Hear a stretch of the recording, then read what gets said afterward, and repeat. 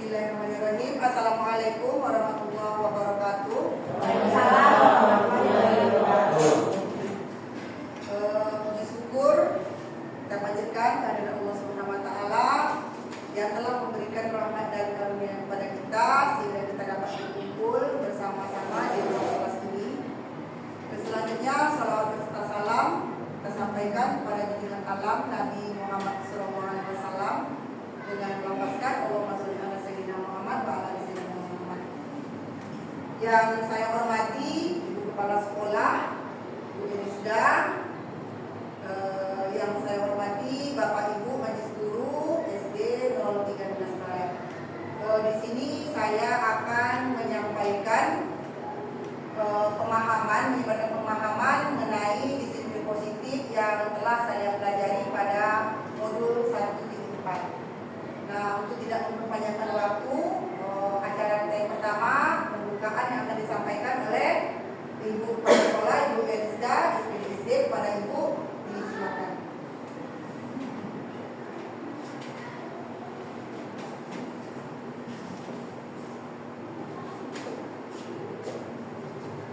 Assalamualaikum warahmatullahi wabarakatuh. Waalaikumsalam warahmatullahi wabarakatuh. Selamat siang dan salam sejahtera untuk kita semua.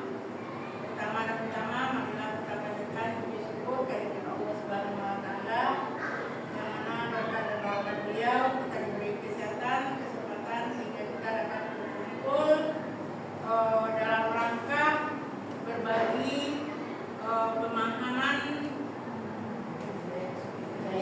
budaya positif di SD Negeri 03 Minas Barat. Dan marilah kita tidak bosan-bosan berselawat kepada junjungan kita Ibu Nabi besar Muhammad sallallahu alaihi wasallam dengan ucapan Allahumma shalli ala Muhammad wa ala ali sayyidina Muhammad.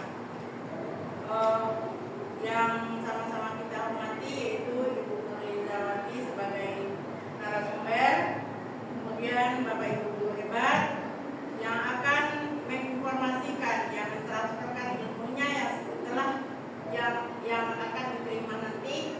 Semoga Bapak Ibu bisa mentransferkan kepada anak-anak. Saya mengucapkan terima kasih kepada Ibu Liza yang telah bersedia berbagi ilmu kepada teman-temannya semua, sehingga apa tujuan kita nanti, apa yang harus kita lakukan untuk kedepannya kita transferkan kepada anak didik kita. Semoga dengan pertemuan kita nanti Bapak Ibu tahu bagaimana menerapkan pemahaman berbudaya positif itu nanti. Dengan pertemuan ini juga Bapak Ibu bisa mempraktekkan, menularkan kepada anak-anak kita di kelas supaya budaya positif ini berjalan sesuai dengan apa yang kita inginkan. Jadi harapan saya kepada ibu-ibu semua, setelah mengadakan pertemuan ini, kita semua bisa menyampaikan, mempraktekkan kepada anak-anak kita semua supaya anak-anak kita berbudaya, berkelakuan dan jadi lebih memahami, lebih dia menyegani atau menjadikan kita sebagai orang tuanya di sekolah. Jadi dengan pertemuan nanti ini Bapak Ibu semua juga lebih paham dan lebih kreatif lagi dalam menanamkan budaya positif.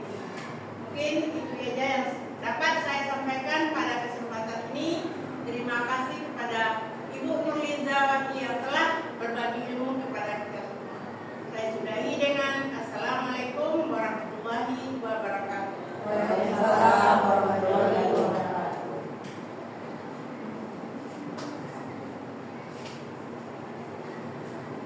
Ya, terima kasih Ibu Kepala Sekolah yang telah memberikan sambutannya kepada kita. Gimana Bapak Ibu, masih semangat? Semangat. Biasa aja kita saling sharing, saling apa ya Bu.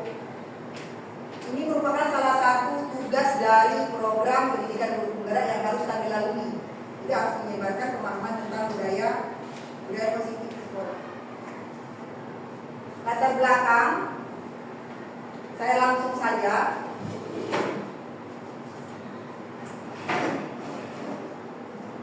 Sekolah merupakan lembaga yang berperan penting dalam pembentukan karakter murid. Sebagaimana tujuan pendidikan yakni mewujudkan profil pelajar Pancasila. Dengan demikian, peran guru sangat penting untuk menuntun murid dalam pembentukan karakter. Untuk terwujudnya budaya positif di sekolah, perlu adanya kolaborasi seluruh warga sekolah serta masyarakat dan pemerintah di lingkungan sekolah. Menciptakan budaya positif di sekolah memang membutuhkan waktu yang cukup lama, namun tetap harus dimulai dari sekarang. Mulai dari hal-hal kecil, mulai dari diri hingga terwujudnya kebiasaan-kebiasaan positif di sekolah. Nanti pada kesempatan ini kita akan adakan diskusi ya Ibu, dan kita bahas tentang masalah yang ada di sekolah kita. Selanjutnya,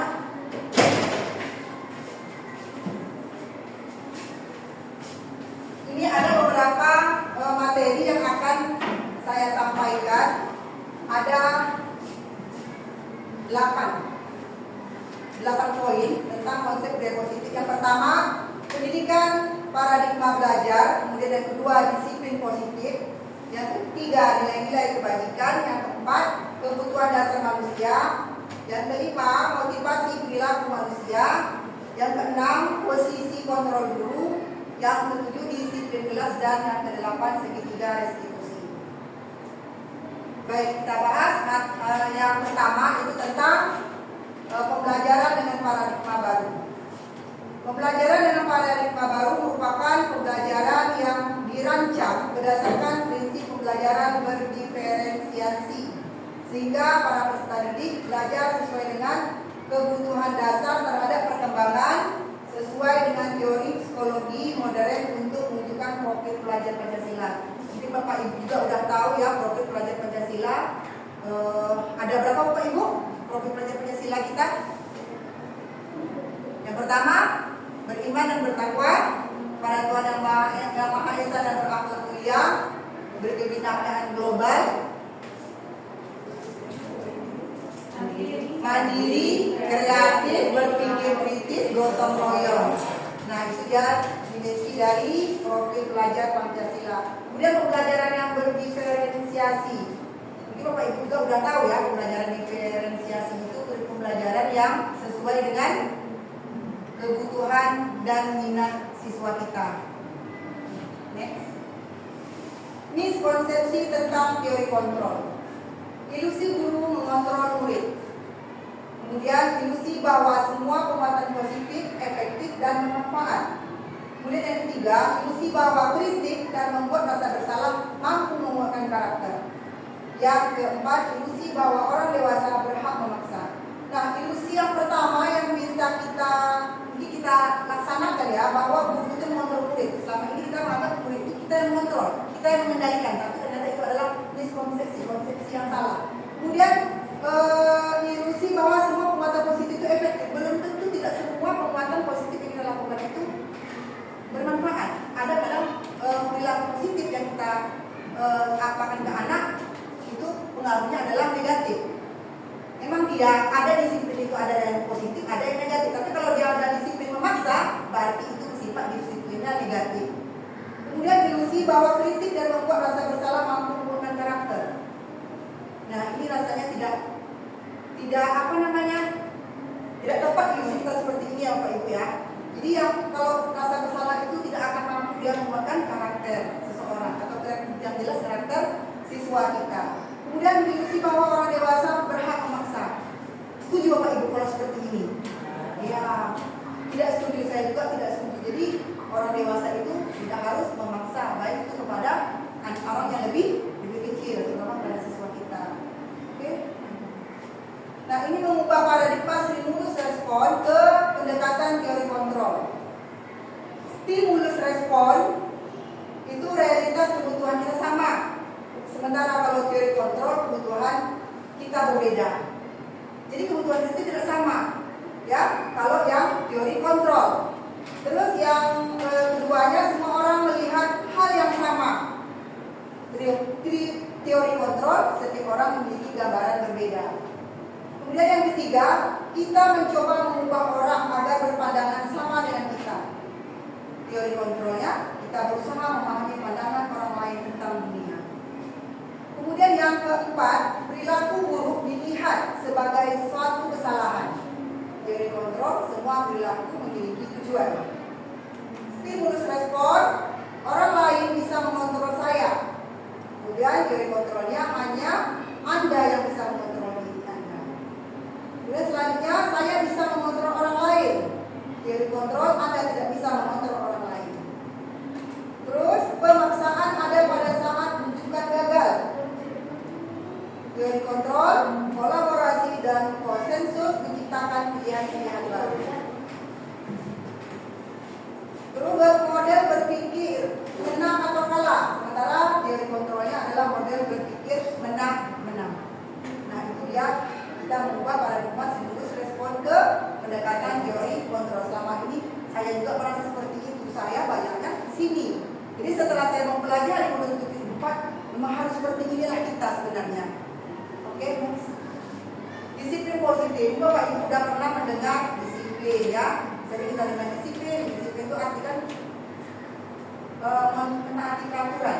Menaati peraturan harus begini, harus begitu. Tapi sesungguhnya disiplin itu adalah berasal dari kata disiplina yang artinya belajar. Disiplin mengacu pada disiplin diri yang memiliki tanggung jawab terhadap apa yang dilakukannya berdasarkan nilai-nilai yang diyakininya. Disiplin positif merupakan salah satu cara penerapan disiplin yang bertujuan untuk menumbuhkan keadaan serta memberdayakan peserta didik tanpa imbalan, penghargaan, ancaman, atau hukuman. Sebagai seorang pendidik, tujuan kita adalah menciptakan peserta didik yang memiliki disiplin sehingga mereka berperilaku mengacu kepada nilai-nilai kebajikan universal dan memiliki motivasi intrinsik dalam perubahan perilaku ke arah yang lebih baik. Nah, itu dia Bapak Ibu ya. Jadi intinya disiplin itu dia tanpa imbalan, tanpa penghargaan, tanpa hukuman. Sementara kita kan menyuruh anak pasti ada sesuatu. Misalnya anak bagus atau dia dapat menjawab, kita kasih hadiah. Sebenarnya tidak seperti itu, ya? Tidak seperti itu. Kemudian hukuman juga. Dia salah, kita beri hukuman. Bukan seperti itu disiplin positifnya. Mungkin dia bisa menerima itu disiplin dia, tapi merasa tertekan. Merasa yang dilakukannya itu tidak sesuai dengan hatinya. Itu namanya disiplin negatif. Ini agak banyak sih. Disiplin positif dari nilai kebajikan universal. Disiplin positif merupakan suatu cara penerapan disiplin tanpa kekerasan dan ancaman, yang dalam praktiknya melibatkan komunikasi tentang perilaku yang efektif antara orang tua dan anak. Salah satu cara penerapan disiplin yang bertujuan untuk menumbuhkan kesadaran serta memberdayakan anak untuk melakukan sesuatu tanpa sogokan, ancaman maupun hukuman. Disiplin positif juga mengajarkan anak bertanggung jawab serta rasa hormat dan berinteraksi dengan lingkungannya. Jadi nanti hasil dari disiplin positif itu nanti bisa menunjukkan nilai-nilai kebajikan seperti menghormati, menghargai, tentang rasa, ya, saling menyayangi, dan gimana mau breaking kita mau tahu bagaimana nih? Perlu breaking udah? Atau kita lanjut? Kita lanjut saja. Oke, kira nilai-nilai kebajikan. Nilai kebajikan yang disepakati bersama terlepas dari suku, bangsa, agama, bahasa maupun latar belakang. Contoh nilai kebajikan institusi, organisasi. Ini kalau pada profil Pelajar Pancasila yang kita tadi ya Bapak Ibu ya, beriman bertakwa pada Tuhan Yang Maha Esa, berakhlak mulia, berkebinekaan global, gotong royong, mandiri, kreatif, dan bernalar kritis. Kemudian ada namanya IPO, Primary Years Program. P itu toleransi, rasa hormat, integritas, mandiri, antusias, empati, pengetahuan, kreativitas, kerjasama, percaya diri, dan komitmen. Kemudian keterampilan hidup atau life skill itu dapat dipercaya, lurus hati, pendengar yang aktif, tidak merendahkan orang lain dan memberikan yang terbaik dari diri. Ini contoh-contoh yang dibandingkan universal. Oke. Nah, ini dia hukuman, konsekuensi, dan restitusi. Jadi ada di situ identitas gagal, ada identitas sukses. Kalau hukuman, sesuatu yang menyakitkan harus terjadi, seperti cubit, memukul ya. Terus tidak nyaman untuk murid, anak untuk jangka waktu panjang. Kemudian korban mendapat keadilan. Jadi yang berbuat salah, yang dihukum dapat keadilan. Dan yang berbuat salah tadi, yang akhirnya tersakiti karena dihukum. Kemudian identitas sukses, disiplin, konsekuensi, sesuatu itu harus terjadi. Kemudian tidak nyaman untuk murid, untuk jangka waktu pendek, kemudian korban bisa diabaikan. Terus restitusi ini merupakan pilihan, kemudian menguatkan untuk murid atau anak dalam jangka waktu panjang, dan korban mendapatkan ganti. Oke. Selanjutnya. Oke.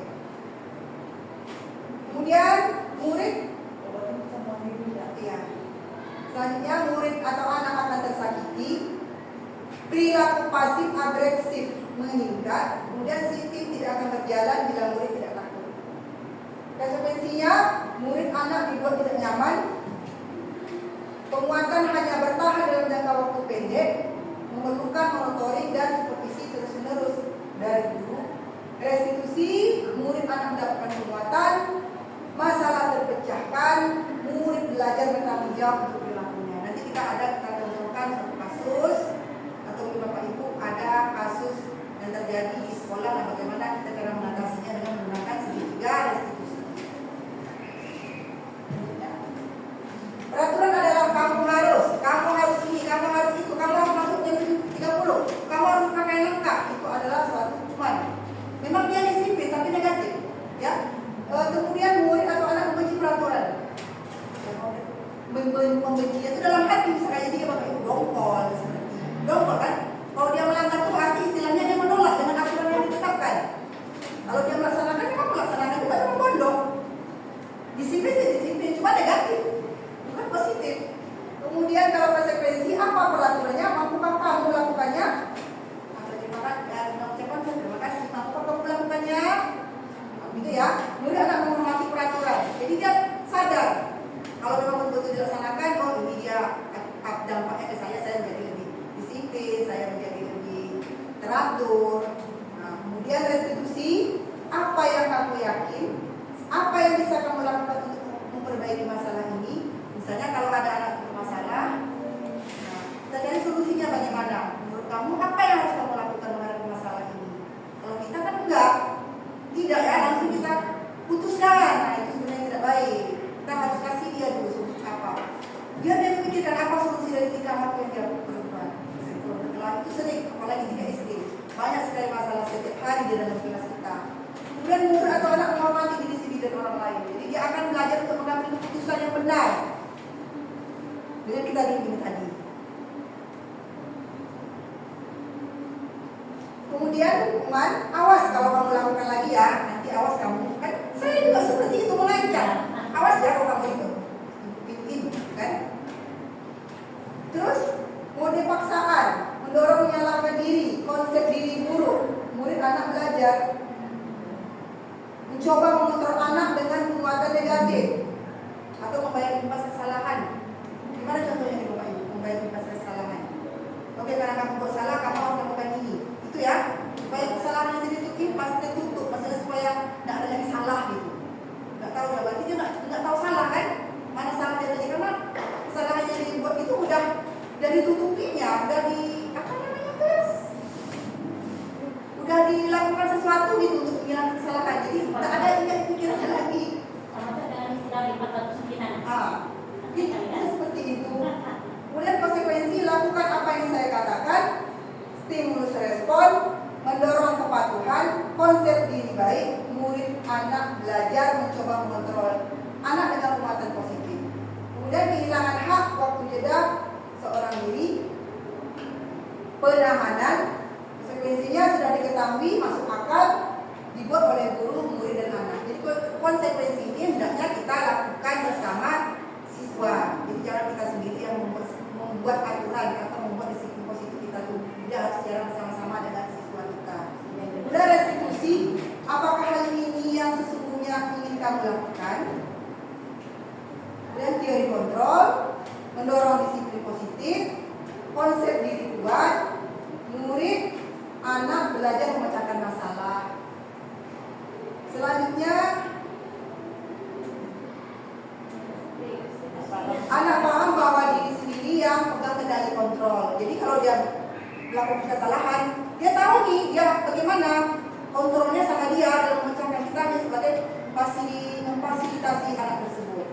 Kemudian murid, anak tidak kehilangan waktu, namun bersemangat untuk memperbaiki diri.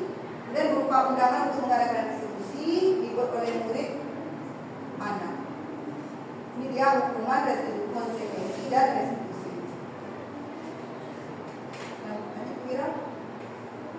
Kemudian hukuman menyakitkan, guru menjalani konsekuensi dengan menyalahkan, mengkritik, menyindir, merendahkan. Gimana ibu merasakan? Saya pun merasakan. Setelah saya pelajari budaya positif ini, banyak betul kesalahan ini ternyata dia bertolak belakang kenyataan. Tapi setelah itu kita pelajari, memang selama ini kita sudah melakukan itu, gitu kan? Baru kita sadar. Enaknya di situ. Kemudian konsekuensinya membantu guru menyatakan peraturan, melakukan peringatan dan menerapkan konsekuensi. Misalnya konsekuensinya begini, datang dia terlambat 10 menit. Jadi 10 menit akan mengikuti kegiatan yang tertinggal tadi, itu konsekuensi. Tapi kalau hukuman, dia mematahkan pensil, hukumannya apa? Cuci WC. Itu kan hukuman. Seharusnya konsekuensinya dia menggantikan yang dia patahkan tadi, bukan kita memberi hukuman. Kemudian restitusi membuatkan guru menyebutkan keyakinan kelas, membimbing kerangka acuan berpikir restitusi murid dan anak. Kalau keyakinan kelas ini, mungkin Bapak Ibu sudah punya keyakinan kelas ya, masing-masing kita pasti sudah membuat keyakinan kelas bersama dengan murid. Sebaiknya keyakinan kelas ini kita buat pada awal tahun pelajaran. Apa yang akan diinginkan siswa, dia menginginkan bagaimana, kelasnya bagaimana. Disinilah peran kita menetapkan secara bersama-sama dengan murid. Jadi kalau seandainya dia telah melakukan kesalahan, balik ke keyakinan apa yang kita sepakati, keyakinan apa yang kamu langgar. Nah seperti itu.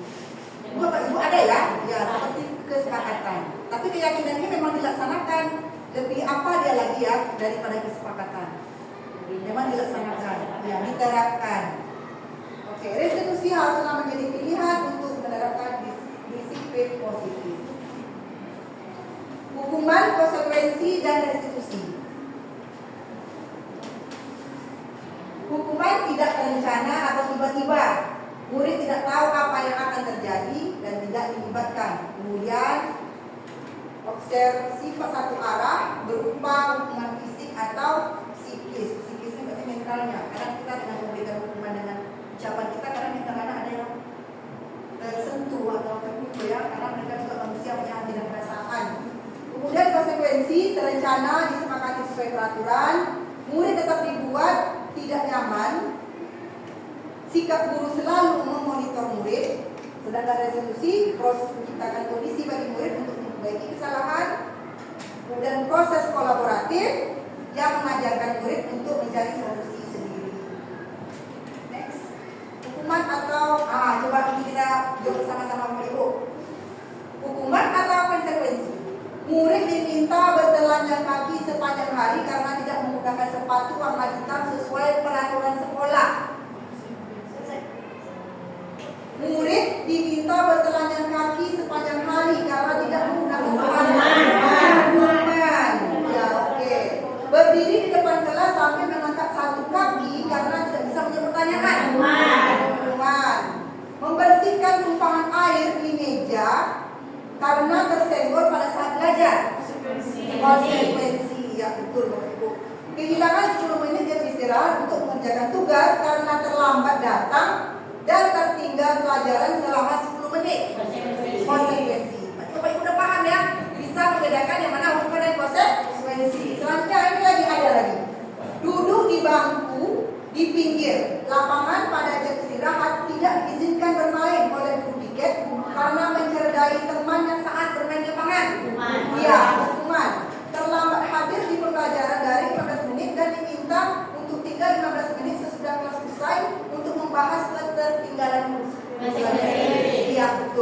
lari mengelilingi lapangan basket 2 kali karena terlambat 10 menit untuk pelajaran PJOK.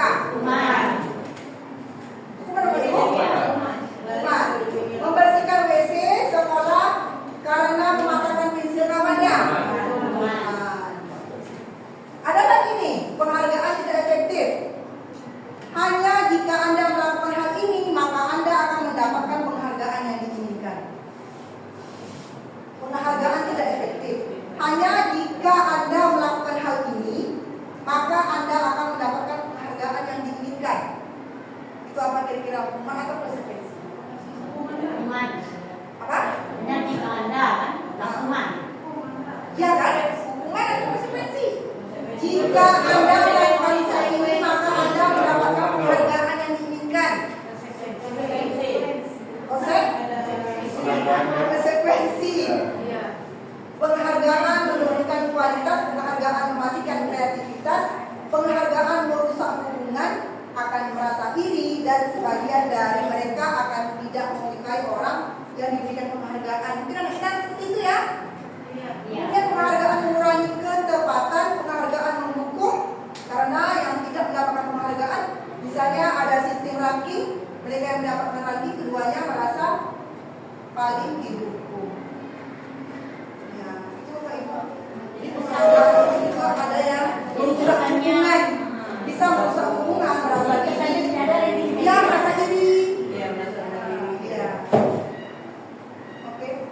Kemudian motivasi dalam diri atau disebut juga adalah intrinsik. Kalau dalam diri itu intrinsik. Saat seorang anak belajar untuk pertama kali menggabungkan huruf-huruf dan kata-kata serta menyadari bahwa dia dapat membaca, timbul pijar di matanya dan sebuah senyuman di wajahnya. Anak tersebut begitu gembira bahwa dia telah mempelajari dan menguasai suatu keterampilan baru. Kesadaran akan kemampuannya bahwa dia sudah dapat membaca sesungguhnya sudah merupakan sebuah penghargaan. Jika kita memberikan penghargaan kepada seorang anak pada saat dia sedang merasa bangga dengan pencapaian sendiri, maka kita akan mengambil kegembiraan yang saat itu sedang dirasakan secara alamiah. Oke, sekarang kita masuk ke restitusi.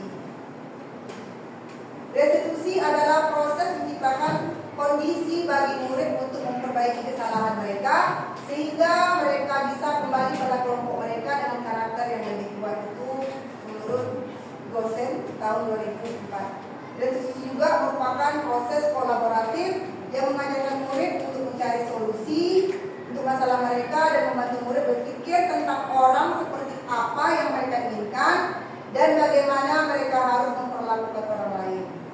Gosen 1996. Ciri-ciri restitusi. Yang pertama, restitusi bukan menebus kesalahan namun untuk belajar dari kesalahan. Kemudian yang kedua, restitusi memperbaiki hubungan. Yang ketiga, restitusi adalah tawaran bukan paksaan. Yang keempat, restitusi menuntut untuk melihat ke dalam diri. Yang kelima, restitusi mencari kebutuhan dasar yang mendasari tindakan. Yang keenam, restitusi ini adalah cara yang paling baik.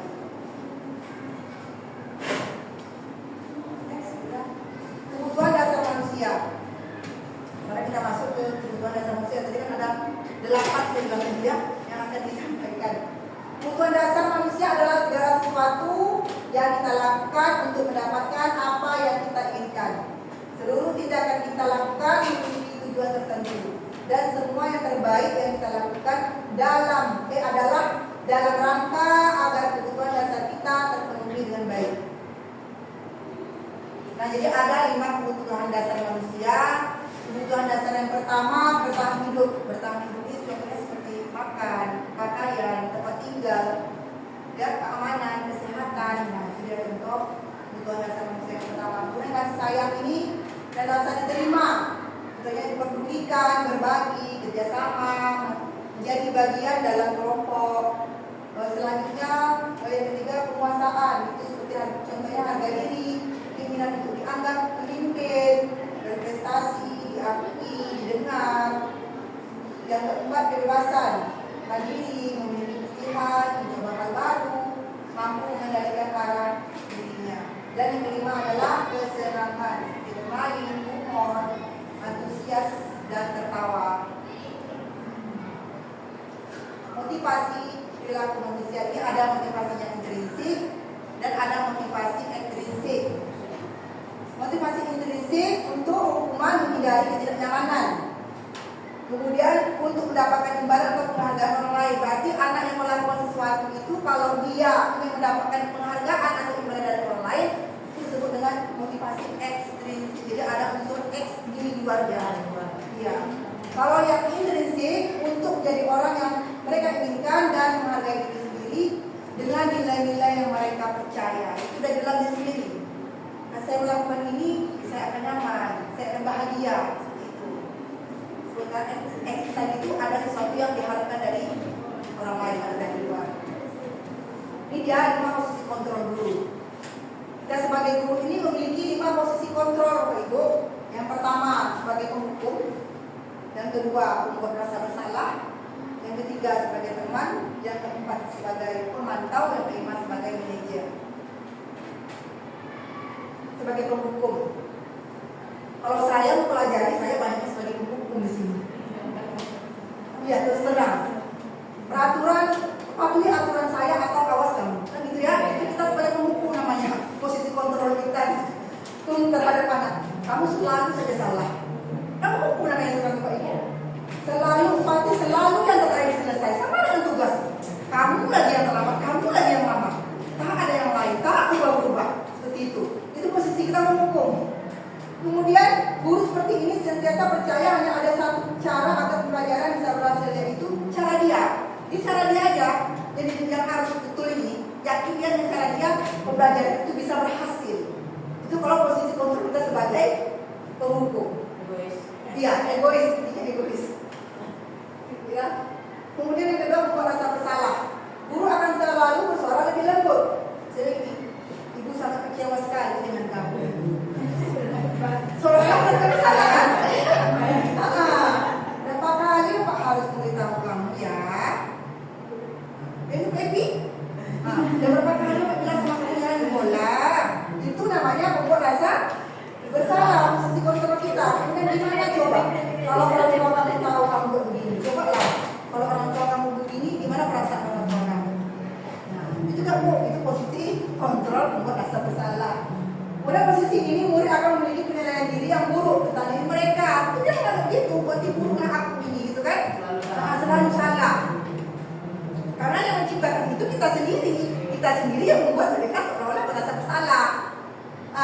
Murid merasa tidak berharga dan telah mengecewakan orang-orang yang disayanginya. Jadi hendaknya kita jauhilah posisi kontrol yang ini, menghukum, membuat rasa bersalah. Terus selanjutnya sebagai teman, tidak akan menyakiti murid, mengontrol murid melalui persuasi menggunakan hubungan baik dan benar. Ayo bantulah Bapak, itu ayo bantulah Bapak. Ayo ingat tidak bantu Bapak selama ini. Itu namanya begitu juga kan, tidak baik juga. Kita anak tahu kesalahan dia. Ya, nanti kita sampai ke situ. Oh, ya sudah kali ini tidak apa-apa. Nanti ibu bantu masyarakat. Jadi kalau kita posisi kontrol kita seperti ini, membuat anak tidak mandiri, seolah-olah dia itu bergantung kita. Karena posisinya kita sebagai teman. Tidak apa-apa lah, biar aja nanti ibu sapu. Biar aja nggak apa. Nah, nanti dia merasa gitu. Dia merasa ada kita ini. Nah, seperti itu posisi kontrol sebagai teman. Dia bergantung dengan kita Ibu. Kemudian yang terakhir posisi yang selanjutnya pemantau. Pemantau ini bertanggung jawab atas perilaku orang-orang yang diawasi berdasarkan peraturan dan konsekuensi. Peraturannya apa? Apa yang telah kamu lakukan? Itu namanya pemantau. Sanksi atau konsekuensinya apa? Jadi dia melakukan kesalahan. Kamu tahu kan sanksi dan konsekuensinya? Kamu tahu kan? Itu nama posisi kita sebagai pemantau. Kemudian seorang pemantau sangat mengandalkan penghitungan catatan data yang dapat digunakan sebagai bukti atas perilaku seseorang. Dan terakhir, posisi kontrol sebagai manajer. Nah, inilah yang diharapkan, sangat diharapkan sekali posisi kontrol kita ini yang manajernya. Seorang manajer telah memiliki keterampilan di posisi teman maupun pemantau. Jadi dari teman tidak bisa, dari pemantau bisa. Kemudian kalau anak kamu salah Coba kembali ke keyakinan kelasnya, mana yang telah kamu langgar? Kembalinya ke keyakinan tadi. Terus, apakah kamu meyakininya? Jika kamu meyakininya, apa kamu bersedia memperbaikinya? Saya buat juga seperti itu. Kan dari tugasnya demonstrasi konseptual kan langsung seperti itu. Ada masalah, kita selesaikan posisi kita sebagai manajer. Nah, ini harus kita lakukan. Jadi, jika kamu memperbaiki ini, hal ini menunjukkan tentang apa di dirimu. Apa rencana kamu untuk memperbaiki hal ini? Misalnya dia terlambat. Bagaimana? Apa yang akan kamu lakukan untuk memperbaiki agar kamu tidak terlambat? Oh, saya akan bangun pagi, Bu. Oh, saya akan saya kalau lapar atau apa, saya akan sarapan lebih pagi, Bu. Lebih awal, saya akan lebih awal untuk sarapan, supaya tidak terlambat. Atau dia apa namanya, tidak berpakaian lengkap. Apa yang akan kamu lakukan? Jadi mikir gitu. Jangan juga ini. Hah? Jangan besoknya nggak terlambat lagi. Memang susah ya Bu ini untuk merubah yang tidak seperti kita membalikkan telapak tangan enggak? Apa step by step? Nah, step by step mungkin yang kita lakukan sekarang 2 tahun atau 3 tahun ke depan baru nampak. Saya Memang sudah menyerapkan disiplin masing-masing. dibilang besoknya lagi. Betul, saya juga seperti itu. Tapi memang harus gitulah kita ya. Sebagai guru yang memang harus itu langsung yang kita lakukan. Iya. Apa yang kita lakukan untuk memperbaiki hal ini? Karena setelah saya pikir pelajari ini tidak sesuai ini dengan kenyataan yang sebenarnya di lapangan gitu kan, apalagi kita anak SD itu banyak sekali masalah-masalah yang kita hadapi tiap hari, mungkin sampai 3 kasus, mungkin 4 kasus masalah sepele aja itu kan termasuk masalah. Lanjutkan ya. Ini ada contoh 5 posisi kontrol guru. Kasus pertama, siswa datang terlambat ke sekolah. Sebagai penghukum, kalau kita sebagai penghukum itu kita suruh dia, kamu jangan keluar, kamu berdiri aja di situ, orang berdiri 1 jam. Itu posisi kita sebagai penghukum. Kemudian membuat rasa bersalah, sudah berapa kali Bapak bilang? Sudah berapa kali bilang? Iya. Tapi ada sekarang tidak merasa dia bersalah, kan? Tidak terasa. Dan berapa kali bilang? Dan berapa kali bilang? Maju kamu lagi jadi kan? Nah, kemudian apa lagi? Sebagai teman, ayolah demi bapak ibu ya, ayolah kamu berubah demi bapak demi ibu, tolonglah berubah. Nah, itu dia contoh posisi kontrol sebagai teman. Ya sudah, silakan masuk, nanti ibu bereskan. Atau ayo, ingat tidak ada bapak selama ini. Ingat nggak kamu bantu ibu apa kemarin? Kemudian memantau peraturannya apa? Apa peraturan sekolah kita kalau kamu tahu coba? Nah, itu memantau. Apa yang kamu lakukan? Apa sanksi atas konsekuensinya? Kemudian manajer, apakah kamu tahu kesalahan kamu nak? Ya begitulah. Apakah kamu tahu kesalahan kamu nak? Kira-kira kamu bisa memperbaikinya tidak? Apa yang akan kamu lakukan? Apa yang akan kamu lakukan terhadap masalah ini? Oke, seperti itu ya posisi kontrol manajer. Kemudian posisi manajer.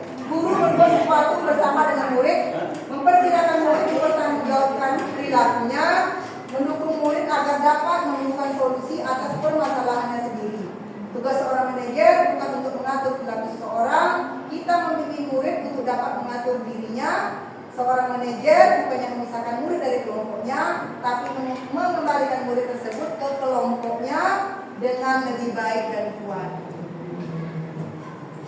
Kemudian pembentukan keyakinan kelas, ini yang pertama bersifat abstrak, kemudian yang kedua berupa pernyataan universal, terus yang ketiga dibuat dalam pernyataan positif, yang keempat sedikit saja mudah diingat, yang kelima sesuai dengan kondisi kelas dan sekolah sehingga mudah untuk diterapkan. Kemudian semua warga sekolah kelas terlibat saat pembuatan dan keyakinan kelas.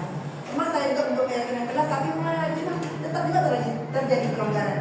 Itu yang saya bilang tadi itu ini memang sulit kita untuk berproses, tidak bisa langsung ini langsung berubah, tidak bisa berubah gitu ya, langsung berubah. Iya, dari diri kita dulu. Sementara kita dari awalnya sedang dari awalnya dari maunya kita ini bersatu padu, kompak, apa yang kita lakukan, kita rencanakan, insya Allah pasti bisa. Karena kan setiap jenjang itu kan itu berbeda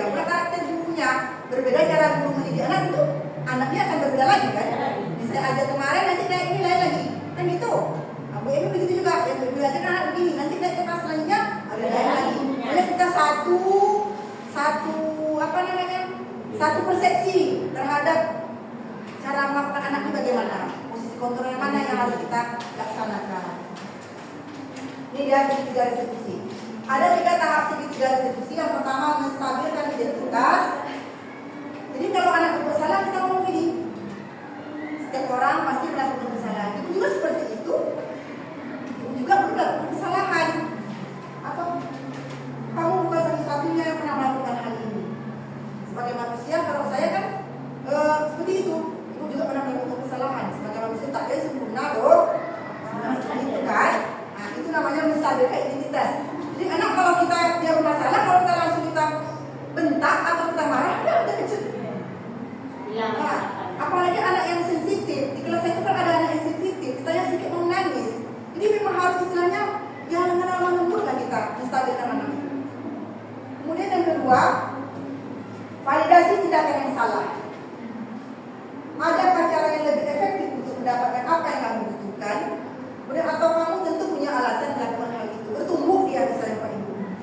Kamu tentu punya alasan melakukan hal itu. Kenapa? Apa sebabnya kamu melakukan hal itu? Nah, saya diganggunya Bu, saya diejeknya Bu. Kan gitu. Pasti dia mau bermasalah. Dia Rizky semalam anak murid saya tuh Bu berkelahi.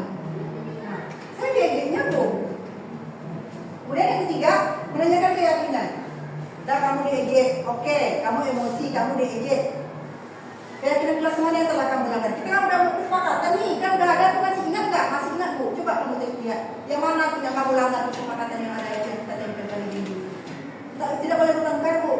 Tidak boleh bertengkar. Terus bagaimana cara kamu perbaikinya? Maunya kamu ini mau selanjutnya berkelahi atau mau baik-baik saja dengan dia? Mau saya perbaiki Bu. Nah, apa yang kamu lakukan? Bagaimana? Saya lebih sabar lagi Bu. Nanti kalau ada yang mengejek saya lapor ke Ibu. Nah, seperti itu namanya menanyakan keyakinan. Tapi bisa dibuat lagi Bu. Itu yang saya bilang itu memang tidak mudah Bu. Memang tidak mudah, memang butuh proses. Dia prosesnya di SMP. Iya, dia berkelanjutan. Jadi tidak bisa. Kalau kertasnya bisa kita lipat kita. Kalau manusia tidak bisa kita bentuk seperti itu kan. Terus menstabilkan identitas. Berdasarkan peristiwa kesalahan adalah bagian dari proses pembelajaran. Jadi cara menstabilkan identitas bukan yang kita berikan ke anak berbuat salah itu wajar. Tidak ada manusia yang sempurna. Bapak Ibu juga pernah melakukan itu. Bapak Ibu tidak mau mencari siapa yang salah, tetapi mencari solusi permasalahan itu. Kamu berhak merasa begitu. Kamu berhaklah marah. Wajarlah kamu marah. Dia kejek orang tua kamu. Ibu pun marah kalau seperti itu. Besok marah lagi. Ya, next. Kemudian kalau ada yang salah, kamu pasti punya alasan. Ini saya sampaikan tadi. Oke, ini next saja. Nah, keyakinan ya tadi ya. Oke, terima kasih. Jadi itu adalah 3 tahap segitiga restitusi yang akan kita lakukan, mengidentifikasi tindakan yang salah, kemudian identitas, kemudian mengidentifikasi tindakan yang salah dan melakukan keyakinan. Oke, jadi mungkin Bapak Ibu ada yang ingin kita diskusikan atau Bapak Ibu ada yang mau disampaikan? Ibu dapat, Ibu jangan ngantuk. Ada yang disampaikan? Anak baik mana yang mau pulang lagi ya?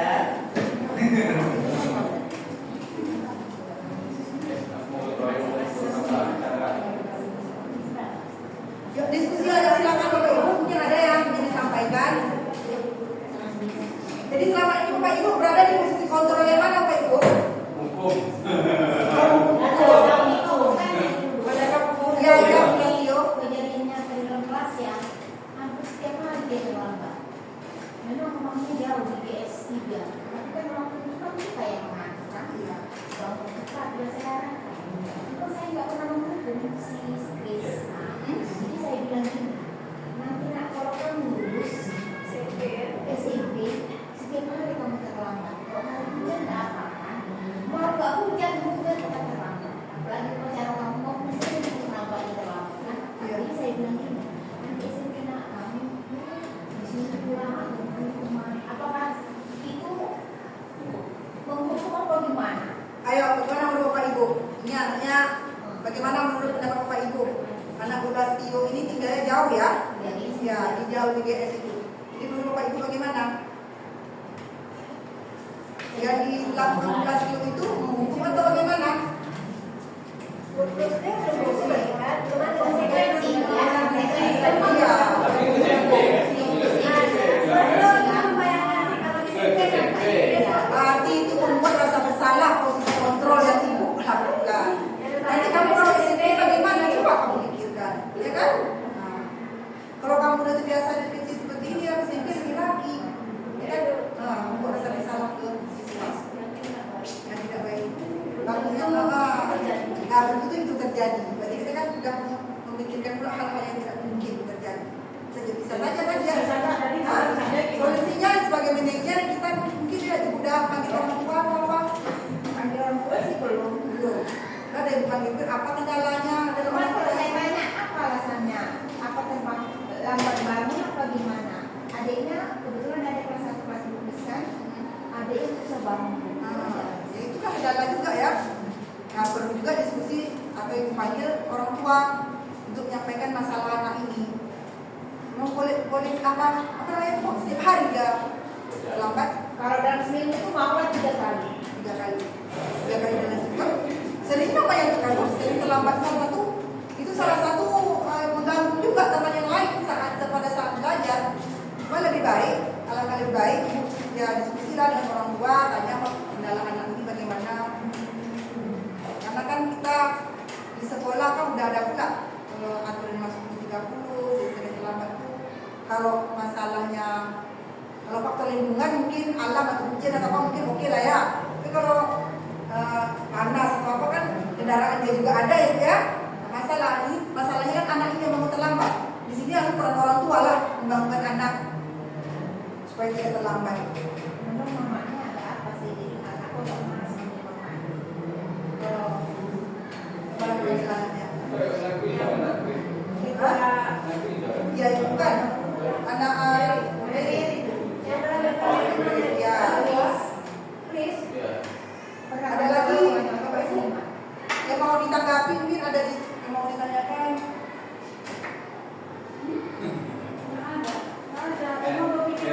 Aku itu sudah ditangkap. Kalau pramuka. sama berita kayak gini kan, berita Ya. kayak anak saja rambutnya panjang kan, bapak lagi bilang kan, potong kan, nah coba lah kamu besok SMP kayak gini, ya boleh gitu beda. Karena kita dari SMP itu kan peraturannya udah ada nampak sama pak gitu kan, jadi ini anaknya pak siapa? Berarti itu disiplin negatif namanya. Coba lah kalau kamu Ya, begini. betul kok kan. harus berambut pendek gitu kan, harus putih rambut ya kan. Sampai itu ada kesadaran dia kan. Iya. Ibu Kalau dia kesana tahu itu tadi.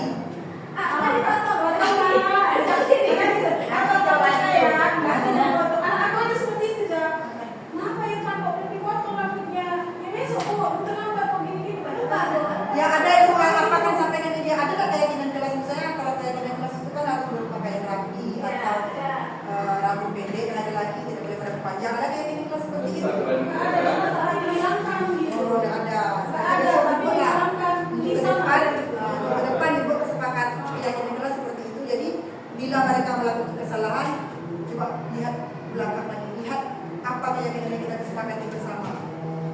Itu caranya kayak begitu. Coba seperti itu. Jadi kalau ada yang tak sesuai buatnya suruh lihat. Iya, keyakinan mana yang telah kita sepakati, keyakinan mana yang telah kita buat. Coba dilihat lagi. Yang menumbuhkan kesadaran. Memang sulit, Bapak Ibu, memang sulit. Apa yang biasanya memang sulit. Bagi anak kelas 1, kelas 2 itu memang sulit.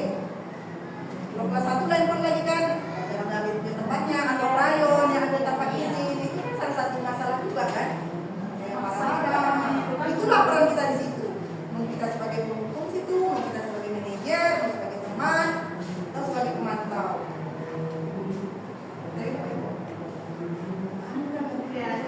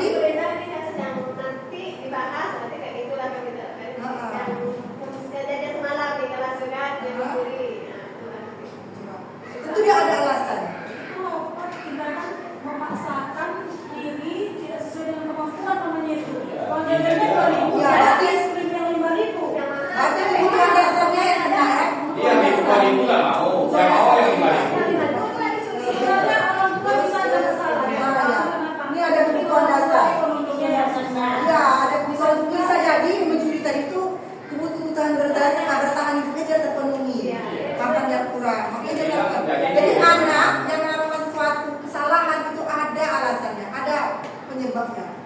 Seperti yang mengganggu mungkin ingin berpuasa, ya kan? Macam-macam yang dilakukan anak itu. Tapi kan ini yang mahal kan, itu Semua mencari yang mencari perhatian, ada yang mencari perhatian kita kan? Ya, saya di rumah. ya pingin. Tapi makanya Ya gitu ya, apalagi membeli. Iya, Kalau tadi, berapa warga? plus juga, kamu bilang, kamu bakal dibeli. Saya pingin, Pak. Boleh langsung jasnya dulu, boleh. Ya, anak kan ada suatu main di bola, main bola di kelas atau apa kan? Itu kebutuhan dasarnya itu belum terpenuhi, makanya dia melakukan itu. Saya bilang, Itu kan mereka belajar itu itu marah itu bisa. Ini kebutuhan dasar inilah yang harus mereka penuhi. Nah, itulah perlu kita bagaimana caranya. Mama jualan kue. Kalau ibu ada yang ibu, jadi didiskusikan. Karena orang tuanya masalah ini nggak bisa diperhatikan. Kita kalau misalnya secara ekonomi nggak mampu, Iya. kita mengajarkan anaknya bagaimana dia bisa tidak ya. Ya, juga seperti itu. Bukan aku bilang, bapaknya paling jauh. Kalau anak bahagia, bila betul sekali, jadi anak bahagia bila kebutuhan dasarnya terpenuhi. Kalau anak yang lapar, pasti dia akan mencari perhatian, ya kan? Kebutuhan dasarnya itu harus dipenuhi yang lapar tadi untuk bertahan hidup. Ya ada juga yang si anak tetangga itu ribut ya. Anak ini dah apa ya dari penuhi kebutuhannya, tapi tetap juga dia dibuat dan tidak ini. Kurang kasih sayang, bilang kasih sayangnya kurang dari orang tua. Jadi dia cari perhatian dengan bunga yang indah. Jadi kita sebenarnya orang tua dari rumah pun yang dibawa anak ke sekolah harus juga kita yang menyelesaikan. Iya, betul sekali. Kita banyak fungsi kita. Bukan hanya mengajar, memenuhi kebutuhan dasar siswa kita. Ya, dalam mengatasi masalah-masalah yang dihadapi.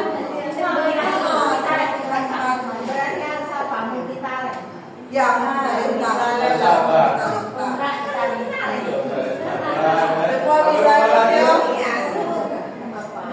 Mengontrol emosi. kalau saya jelas memang siswa saya itu memang luar biasa lah ya. Mungkin yang saya rasanya nanti memang harus bersabar, karena hidup saya ini mungkin yang tak ada penyakit pula, mungkin kalau penyakit mungkin tak dikasih siswa seperti itu juga. Karena bisa menghadapi siswa yang luar biasa. Ya walaupun begitulah, rasa saya coba terapkan yang segitiga itu. Walaupun tidak bisa, walaupun susah menjalankan, tapi tetap saya terapkan. Mudah-mudahan berubah, ke depannya dia akan berubah. Memang nampaknya ada satu kasus malam itu memang berat, ada kasusnya tuh ini gara-gara mengejek. Siapa ini mengejek, bukan masalahnya itu bukan dari apa ini, Rizky ini bukan masalahnya dengan Nabila ini dia suka apa namanya jawab itu masalahnya si Rizky ini sama si Donald. Masalahnya sama si Donald bukan sama Nabila. Dia heboh dengan urusan dengan Donald. Akhirnya dia yang diserang sama si Rizky karena dia tadi campur tadi itu. Jadi akhirnya dia yang bermasalah sama si Rizky, bukan sama si Donald. Masalahnya gitu dia nama orang tua. Dia benar marah, dia bertumbuknya, dicakarnya di rumah. Si Nabila tadi ini, saya pegang, memang keras. Dia memang mau ditumbuk tunjuknya si Nabila ini dan tenangkan ya saya gunakan lah. Nih, karena udah belajar kan gitu ya, segitiga itu. Udah tenang, duduk. Saya dudukkan di samping saya tenang kamu. Tangan saya memang keras badannya. Mau dibunuh orang tuh? Kok mau dibunuh? Iya. Tadi saya ngediri keras dan tenang dulu tenang. Dan kalau si Rizky dia tidak terima karena Nabila ini menjadi orang tua yang sudah meninggal. Apa dibilang si Nabila ini jadi orang apa saya orang tua saya bukan ayat gitu. Jadi tidak senang orang tua yang meninggal jadi seperti itu. Jadi saya bilang iya Rizky ibu paham wajar kamu marah. Ibu juga marah, ibu juga kalau orang tua ibu begitu kan ibu juga orang tua ibu udah meninggal. Ibu udah meninggal, ibu merasakan juga sedih Rizky. Kita digitukan, wajar Rizky marah, ibu juga marah. Tapi dia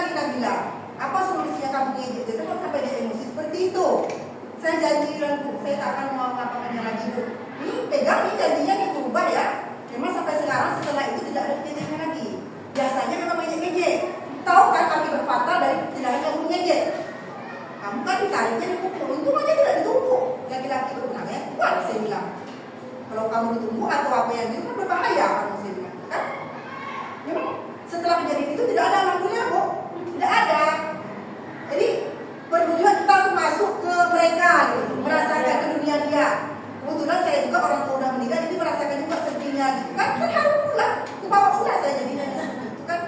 Jadi menyelesaikan masalah itu adalah semalam. Masalah dia, kacau. Kalau tidak apa kita apakan, jadi ada lagi kejadiannya nanti lagi, ada lagi rezeki yang tidak ada. Itu kan salah satu Bu ya. Mungkin payahlah merubahnya anak, tapi kan kita berusaha lah untuk melakukan hal yang terbaik. Supaya tidak terjadi lagi hal-hal yang demikian yang tidak bisa merugikan mereka. Ada lagi Bu Ibu? Udah selesai, kita tutup aja Ibu. Sebetulnya kenapa belum ada Ya banyak sekali ya. Ya banyak masalah nanti kita bisa sharing, saling apa masalah itu aja ya. Baik Pak Ibu, terima kasih atas waktu dan perhatiannya pada kegiatan ini. Mohon maaf segala kekurangan.